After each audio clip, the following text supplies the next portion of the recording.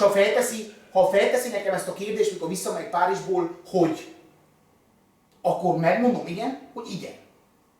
Ha pedig nem teszi föl, akkor nem mondom, mert én nem válaszolok olyan kérdésre, ami nem volt feltéve.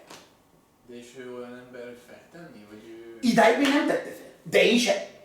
Mert ha te felteszed, én is felteszem. De ha te nem teszed fel, én sem teszem fel. Imádok pókerezni. De nem a partneremben. Szerintem is.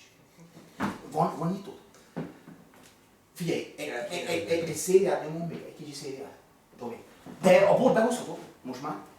Vagy egy lehelletet? Hát egy lehelletet persze nem kell túlzásba vinni, de... Ilyen.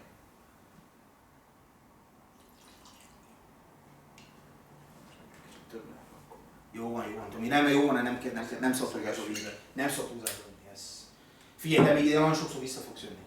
Még egyszer, nagyon szépen köszönöm, hogy megtiszteltél ezzel a lehetőséggel. Jött egy hely, most van még 30 nap. Figyelj Tomi, 30, azt mondja, augusztusnak van 30 napja, ez perfekt.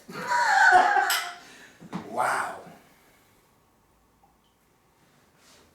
És ezt nem Pia, hogy ezt kortyolod, tehát hogy tényleg élvezgeted az ízeket. Ezt leengeded, az orrodon kifújod, most én sem vagyok profi, de ez nem olyan a vodka, hogy lenyomod. Ez egy... Na, ugye, nem voltál viszkis, de azért egy jó viszki egy ilyen helyen azért nem ugyanaz. És úgyhogy nem, tehát nincs most mint a borból az ittam, ott már tudom, most ez jó, tiszta nem most ízlés szeretem-e, ott van már egy kialakult ízlésem. De most viszki, hogy leerőszakoltam magam, hogy jó, még egy esély, még egy esély. De nem működött, soha nem működött rendesen. Nem, de hogy ez még úgyis, ez még úgyis adja. Hol van ez? Azért mondom. Isle of... Na. Keresünk akkor. Egy dugóhúzót, igen.